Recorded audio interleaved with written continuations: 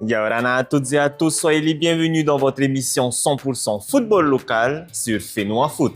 Et au programme de cette semaine, une rencontre de Ligue 1 Technibois entre la sélection U19 et la Espire, la reprise des Tikitoa, la présélection U15 féminine et enfin, nous ferons un point sur Tahiti United. Et on commence tout de suite avec la rencontre entre la sélection U19 et la Espire dans cette 5e journée des playoffs de la Ligue 1 Technibois.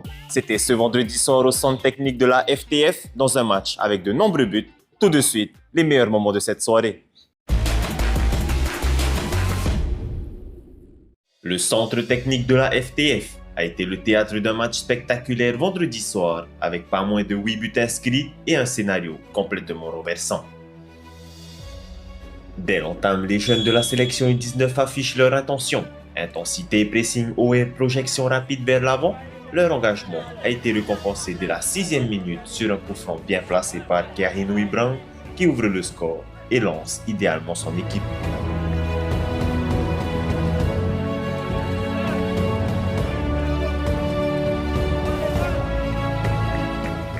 Mais la Espire ne tarde pas à réagir. À la 26e minute sur un centre au second poteau, Ariura Labast remet intelligemment dans l'axe pour Tau Sandro qui égalise et remet les compteurs à 0 avant la pause. Le score est de 1 but partout. Au retour des vestiaires, la sélection repart pied au plancher sur un corner mal repoussé qu'avait Papaoura, surgit aux abords de la surface de réparation et déclenche une frappe victorieuse pour redonner l'avantage aux jeunes.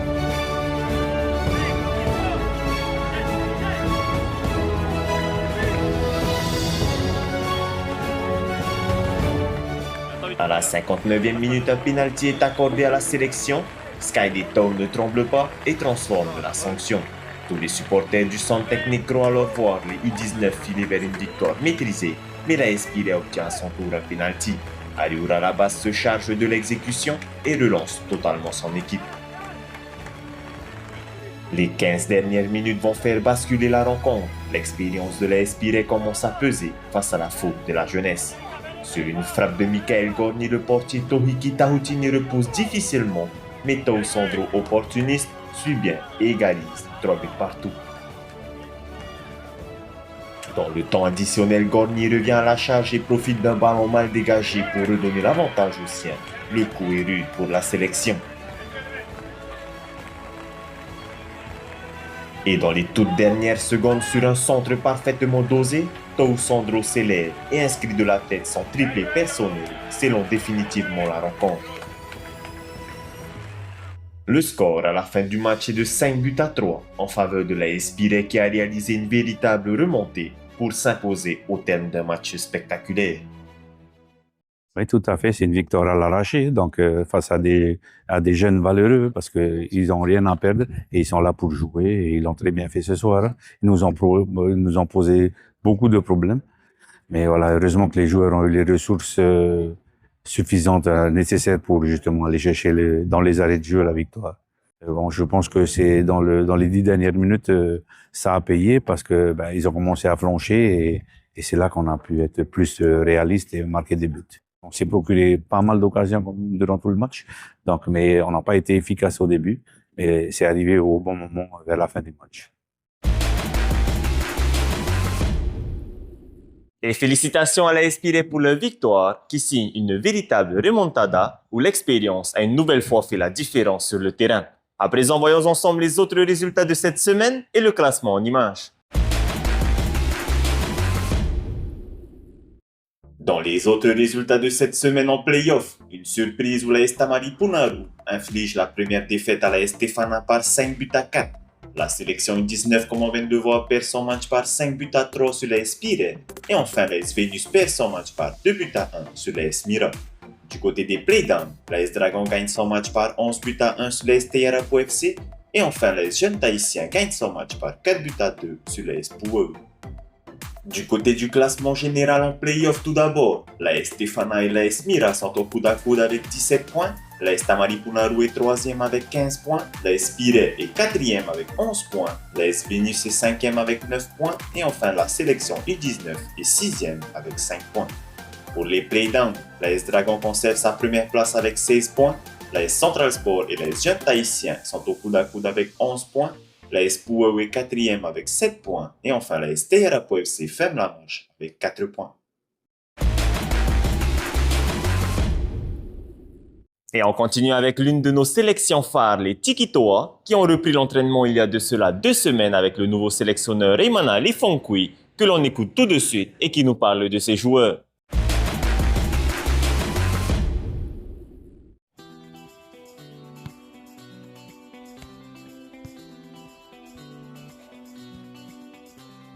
Ouais, ben écoute, j'ai essayé d'amener un peu plus de son neuf, hein, parce que bon, il y a pas mal d'anciens qui ont arrêté ou qui sont sur la fin. J'avais envie de faire commencer en tout cas à intégrer plusieurs joueurs, plusieurs jeunes, des jeunes joueurs pour commencer à les initier un petit peu au beach soccer. Et ben pour l'instant, ça va, ils sont motivés. On est à 2 entraînements par semaine parce que ben, la plupart, tous les joueurs qui sont dans l'équipe, pour la plupart dans le championnat de Ligue 1, donc on essaye de ne pas trop les perturber parce que c'est en période de play-off, play-down, donc on laisse aussi les joueurs dans le club pour qu'ils puissent justement performer avec eux. Donc c'est pour ça qu'on a, pour l'instant, en tout cas, on est à 2 jours par semaine. En gros, j'ai à peu près une vingtaine de joueurs, j'ai pris l'âge. Hein, pour vraiment, pour pallier aussi, en cas d'absence de certains joueurs, comme par exemple ce soir, il y a des joueurs de Torrevieja et de JT qui ont match amical. J'ai 2-3 joueurs qui jouent dans ces 2 équipes, du coup, je les ai pas ce soir. Donc c'est pour ça que j'ai pris l'âge, vraiment pour apporter un peu plus de monde dans cette équipe. Et comme je te l'ai dit au début, c'était vraiment pour commencer à initier un peu plus de joueurs dans le beach. Ça fait la 2e semaine qu'on se revoit, c'est vraiment voilà, petit jeu entre nous, histoire de reprendre un peu de retrouver un peu nos repères dans le sable, s'amuser aussi, parce que notre échéance est en fin octobre de cette année, donc c'est à la fois loin et pas si loin que ça. On voit qu'il y a quand même cette envie de revenir. Là, plusieurs joueurs m'avaient appelé aussi pendant les vacances pour savoir justement quand est-ce qu'on reprenait les entraînements. Donc c'est bien, ça prouve que ça manque aux joueurs de retrouver le beach. Et vu qu'on aura quand même une longue saison, une longue année à préparer, donc c'est de bon augure pour la préparation parce que faut qu'ils aient envie pour pouvoir tirer le meilleur d'eux-mêmes. À présent, chez les plus jeunes, durant cette semaine de vacances, la Fédération thaïsienne de football a réuni les meilleures joueuses de la catégorie U15 féminine pour une présélection orchestrée par Jérôme Bollon, qui nous en dit plus dans cette interview. Donne. Là, bébé, vas-y, déplace-toi. Là, viens là, vas-y, donne. Voilà, je mets dans la course. Ok?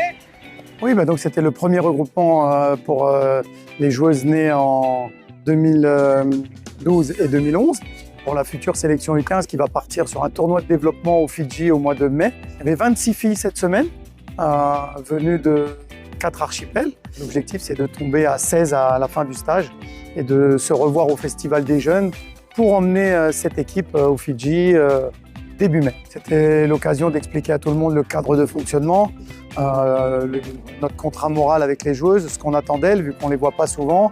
Il faut qu'elles travaillent bien dans leur club. La priorité, c'est de bien travailler dans son club. Et la sélection, c'est la récompense du travail fourni dans son club. Donc, je tiens à remercier tous les clubs qui s'investissent auprès du football féminin, puisqu'on dit toujours le football féminin, c'est le football de demain. Là, on a trouvé vraiment des vraies pépites. Donc, on a fait une séance spécifique hier matin de travail technique, donc avec des techniques défensives et offensives. L'objectif, c'était de trouver des dédoublements, du jeu à 2 à 3 avec des centres en retrait, de la présence devant le but, et puis donner la confiance à nos attaquantes de marquer des buts, et un gros travail de conduite de balle pour montrer aux filles comment on peut travailler la conduite de balle que pied droit, que pied gauche, que de l'extérieur du pied, du même pied, que de l'intérieur du pied. 4 jours vraiment intéressants, une petite entorse la veille de terminer, des joueuses qui ont tout donné, on a bien réparti les charges de travail avec une séance tous les matins à 7h et une le soir entre 16h et 18h, donc 2 séances quotidiennes. Bon voilà, si on veut aller vers le haut niveau, il faut augmenter le nombre de séances et puis leur apprendre tout ce qui va avec la vie d'une sportive de haut niveau. Donc la récupération, l'hydratation, l'alimentation. Et c'est là que les filles se sont bien rendues compte de leurs erreurs. Et on a tout de suite vu le transfert sur le terrain avec une nette amélioration. Et c'est ça qui est génial avec le football féminin, c'est qu'elles mettent tout de suite en pratique ce qu'elles ont vu juste avant.